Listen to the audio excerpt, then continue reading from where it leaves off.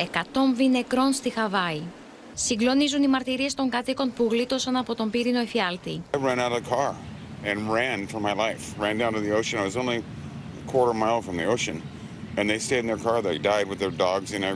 Οι νεκροί έφτασαν τους 99 με τις αρχές να εκφράζουν φόβους πως ο αριθμός τους θα αυξηθεί δραματικά, καθώς οι αγνοούμενοι ξεπερνούν τους 1000. The guys who you were with who stayed, they didn't make it. No. And then I saw one Fred dead on the ground like a piece of charcoal, like Pompeii almost, just dead. Η πλέον πολύ νεκρή πύρινη τραγωδία στις Ηνωμένες Πολιτείες για πάνω από έναν αιώνα άφησε πίσω της χιλιάδες καμένα σπίτια και δασικές εκτάσεις, προκαλώντας ζημιές ύψους $6 δισεκατομμυρίων. You know, we are very fortunate to have the community come together and support us through this. You know, but this is only the beginning. People need to understand that we are in the midst of this, and you know, there is a harsh reality to come.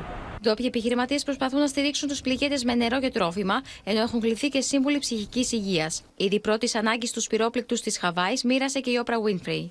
So I've just been doing whatever I could.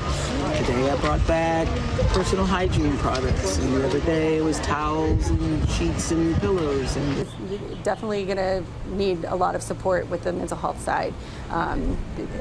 Lots of potential anxiety, potential nightmares, potential panic attacks and stuff. So όσοι επέζησαν από τη μανία της φωτιάς αναζητούν μέσα στις τάχτες και τα συντρίμμια ένα σημάδι ζωής από τους αγνοούμενους συγγενείς τους. We've been to police station, we called Red Cross, anywhere that we can find them, but nothing. Σύμφωνα με καταγγελίες των κατοίκων, δεν λειτουργήσαν τα συστήματα έγκαιρης προειδοποίησης, με την οργή για την ολιγορία των αρχών να ξεχυλίζει. Are you getting any help from any authorities in finding them? Not yet. So we're still waiting for the calls from the government or Red Cross, but still waiting, hoping. Οι ανακριτικές αρχές της Χαβάης ερευνούν το ενδεχόμενο να πρόκειται ή για εμπρισμό ή αμέλεια.